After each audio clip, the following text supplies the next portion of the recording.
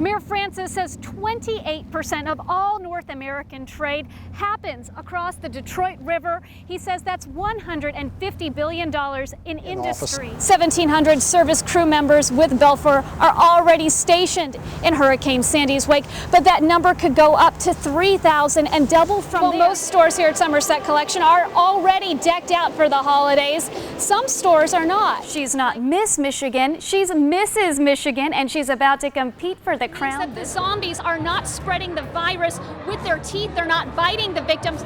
Rather, they're coming around and they're placing stickers. They're tagging the victims, and that's how they're getting their message across. Getting lash extensions isn't a surgical procedure, but surgical glue is required, and it's necessary to help those lashes stay in place for at least 3 to 4 weeks. It doesn't happen every day, but Julie's not the only one adopting. Hank's litter siblings, they're all being adopted right here. It's coffee. At Hazano, it's all about enjoying your fine cup of coffee. So that means you sniff it and you slurp. U of M's got Gangnam Style. Woo! Zeus may be the tallest dog around, but he's also a pretty sleepy dog. Its owner tells me he sleeps about 22 to 23 hours each day. He's Birmingham's undercover boss. Hey guys, I'm Kathryn Larson for CBSDetroit.com, and we're talking with Belfour's CEO ahead of his appearance on the news. Despite day one ending without the discovery of Jimmy Hoffa's body, the hope remains that something is in these fields. And something was found. CBS News has confirmed a suspicious concrete slab was retrieved by investigators. Perhaps the first piece of hard evidence as federal agents and sheriff's deputies comb the area that at one time belonged to Betty Speezy's aunt. It's all gone now.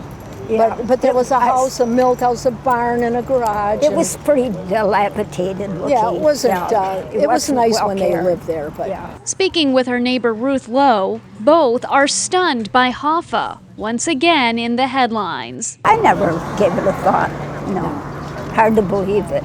He might be there. Speezy says she believes the hype for good reason. after my aunt sold it to them, she didn't know anything about the mob. I mean, they were just people that had the money. It was for sale. She sold it to them. And she says that property was sold to the Tocos, another mobster family, and says there's one place in particular she hopes investigators look. The barn, they could have gone right around to the backed right up there, and it was dirt. Inside the barn was dirt on this side.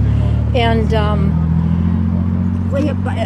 nobody would have known a thing. I mean, it would be very secretive. And both women hope this news will bring closure to the Hoffa family. They've looked and looked and looked for him.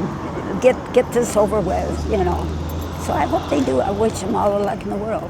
Kathryn Larson for CBS News. This is the best side of looking at Joe Louis. It's an education with a view. At St. Clair College in Windsor, Vice President John Fairley's favorite spot is 4 stories above the Fine Arts Center, overlooking the Detroit River. The border is no longer a barrier for higher education. Just a river away, but the future could be endless for someone who needs a degree. He says Metro Detroit students are ready to dip their toes in an economical and affordable college option. 15% of our inquiries for the fall are some of the people from the Michigan area. So how much does St. Clair cost? When you're looking at having an education less than $7,000, that's again capable to take you everywhere. You could start at St. Clair College and go everywhere. And nearby University of Windsor says an education with them could also take you everywhere for a similar price tag, and now an international discount. So we are introducing a special fee for students from the U.S. who might want to come and study at the University of Windsor, and it is the U.S. neighbor fee. In his office, U of Windsor President Alan Wildeman says they are putting into focus how to attract U.S. students. Students can choose where they wish to go a lot more easily, and they can choose, if they wish, to put the U in neighbor. Currently, only 83 U.S. students attend the University of Windsor, but the school is hoping a neighborly discount will pay off. So we're in a very unique spot, and I tell my colleagues across Canada that I'm actually south of the U.S., and they say, you have to do a double take and think about it. But we are. So there's this huge population base that is right there, is to the north. And U of Windsor first-year student Hannon Ricketts thinks that population could do a lot of good for their campus. If there is the neighborly incentive, then we'll get a lot more students and our programs will expand. And not just expand. Freshman Nayeli Sanchez says she's excited about making new friends. And then we'll have more people from the U.S. here. Like, definitely, you have to travel in order to get a better education, like, or a cheaper one in this case. And neuroscience grad student Brennan Korstein says his advice to college seekers: consider Canada. I think it'd be a great idea. You save a little cash, get an education, and certainly comparable to any education you'll get in the States. Kathryn Larson for CBS News. Tigers fans came from all across Metro Detroit, all for this. See Miggy and salsa, yeah. I'm its #1 cougar. And the self-proclaimed cougar, Allen Park's Amy Davis, says Cabrera was a salsa sensation. I like medium, and I'm gonna buy a hot one too. Do you like the hot, the mild, or the mild? Yeah. I gotta know why. Too spicy? Spicy. But the top batter took time to spice up the event and sign more than just the jars. And that was a big surprise for many Tigers fans, including third grader Caleb Coley from Walled Lake, who played hooky just to see his idol. It was a dream for me because this is my I got all the autographs of Miggy. He's my favorite player. And the favorite batter says he's putting his signature on the salsa to give back as funds raised support his charity that helps here in Detroit and back in Venezuela. Help the kids. I'm told you can't dip just one chip because they are so good. It's because Miggy actually patented a preferred blend of spices, secret spices, and that's what hits this one out of the ballpark. Right now, eating. Right now, biting. And Cabrera says nothing could be better unless Tigers first baseman Prince Fielder compliments his salsa line with this. Chips? Yeah. Kathryn Larson for CBS News. Hail to the victors. It's the words these junior and senior music performance majors were hoping to say. And inside the M-Den, underneath Quickie Burger, the crowd was in high spirits. Just like their home team, they tried every trick in the book to bring home the title game. From hat tricks during the blue, we were heating up, to Hail Marys, students like Thomas Stevenson remained vigilant up until the last seconds that U of M had a fighting chance. Trey Burke needs to start heating up. That's why we've got the rally caps on. And while these ladies' prayers did help bring the score up in the final half, all the spirit fingers in the room weren't enough to bring home the victory. Outside, fans like student Daniel Cohen began to share their emotions. It was a great run, though. I'm not depressed by their effort. They made a great run. I mean, no one expected it. I didn't expect this. The bittersweet ending for some U of M students ended at the Diag. But even then, not many students chose to participate. But those that did voice their frustration over losing. Dog Louisville! Dog Louisville! And while Ann Arbor police did make at least one arrest and respond to a furniture fire, it was a night to remember. And one 20-year-old sophomore, Connor Anderson, says he won't forget. We're on a hunger strike until we win the championship. It's about the ring. It's about the championship. We got to get that W, you know what I'm saying? In Ann Arbor, Kathryn Larson for CBS News.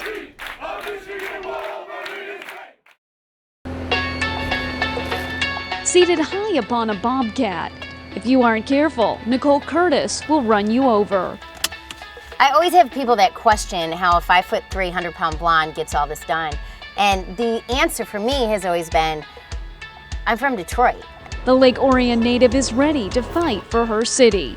I mean, you have to get up and you have to go. There is no whining, there is no crying. You get it done. And for me, it's funny because people do expect for me to be prancing around here in like 5-inch heels or something. I got my old work boots on. With complete focus, she's leveling a burned-out backyard. I'm out here, I'm driving my Bobcat all day long. It's a 12-hour work day here for me. I'm here 7 days a week, and I always tell the naysayers, come on by, you know, and there will always be somebody who stops by, and they're like, oh my gosh, you're really working. Well, yeah, who else do you expect? The rehab addict is in the midst of filming. Clear the lot. And I'm not going to sink down in all this mud. And all her chips are in. Production costs and everything to actually bring the film in here, to bring my crew and do everything. You know, we finally had to make it to #1 for the network to say, all right, whatever you want, kid, you can do it. So do it, she is. We're in this great neighborhood just west on Michigan Avenue from downtown, just west of Corktown. and just a fabulous 1929 duplex that was set for demolition. In her mind's eye, she sees the house as an architectural gem with some amazing features ranging from Detroit's famous Pewabic pottery tile to marble inset murals. So it's really, really cool that details such as the plaster in the ceiling and all the hardwood floors are still here. We're very, very lucky. But there are some old house headaches and other pushbacks she'll face. The rain the past few weeks has not helped because we've just had water pouring in from every different direction in this house. It's just been a little bit crazy. And upstairs, she'll have to peel off more devastation. We've already rebuilt the roof, we rebuilt all the rafters because the fire basically came through this window and shot straight up through the roof. Because of the blight and the fire damage, this house is going to present a major problem for Nicole, but she says she'll be able to tackle it within the first 5 episodes of the season. You know, this season is all about taking homes that are set for demolition. This house was set for demolition because it was partially burned by fire. We're going in and we're saving it. So if more people realize that these houses, yes, they're eyesores, but they can be transformed. And the more we transform these houses, the more we save, then we get owner occupants. And Curtis says the easiest way to open new doors for Detroit is to make use of the homes already here. We need to get people back in the city. They're not going to go in the city if there's burnt out houses and there's no market value. So by me doing a house in Detroit, I'm hoping to reestablish the market value in this area, get some young blood. We need some new people in the city. Kathryn Larson for CBS Detroit. 4 years old? My goodness, such a beautiful princess. You know what they say, if the glass slipper fits. Now I have new slippers coming, Cinderella slippers. Wear it. That's what Amy Demoff decided to do 7 years ago when the stay-at-home mom opened Fairy Tale Entertainment in Clarkston. And since then, for this professional Cinderella, it's been a dream come true. A lot of hard work, but princesses do work very, very hard. So it's very fun. I absolutely love it. Booking more than half a dozen parties a weekend, this Cinderella hoists her hoop skirt and hops into her Honda. Turning 3. This time to attend the birthday of Princess Marissa, a 3-year-old from Shelby Township. And while the leading lady doesn't mind posing for pictures at the park or while pumping gas, when the magic ends, this princess kinda turns into a pumpkin. Now I have kind of a secret identity. I wear my glasses during the week and kind of like Clark Kent. I wear my glasses. While most of Cinderella's days are enchanting, she does have the occasional unprincess-like moment, especially when there's no footman to whisk her off to the next appointment. Trying to be a princess while you're driving and not get upset at everyone else around you is a little bit crazy. Then sometimes after all the parties, even Cinderella can get tired. Children pulling on me, I get kind of like, all right, Cinderella's a little bit tired and I need to not show that to everyone else. But the hardest part is dealing with her wicked stepmother, the Disney copyright laws that insist she play her part by their rules. For the most part, there are certain ones that you can do because they're classic stories.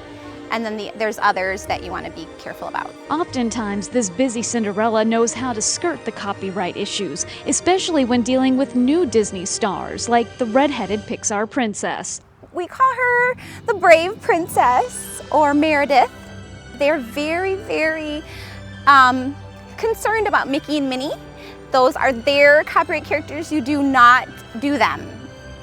Anyone who does is crazy. They're going to be in trouble. A professional princess party will cost you around $200, and I'm told that's because the fairy godmother charges a good bit to make these costumes. In about 10 minutes, I can become Cinderella and then change, sometimes even in the car, into another princess on the way to another party. Don't tell anyone that. But Demoff says no matter what, her gloves don't come off and believes at heart every little girl deserves a princess moment. It's wonderful to be feminine. It's wonderful to teach girls that being a girl is good and to be able to show them that the inner beauty that you have, that we teach little girls all of those good things about thinking about others and about being a good friend. There's a lot of things that we teach them, and it's not about all exterior beauty but inner beauty that really makes them beautiful. Kathryn Larson for CBS News.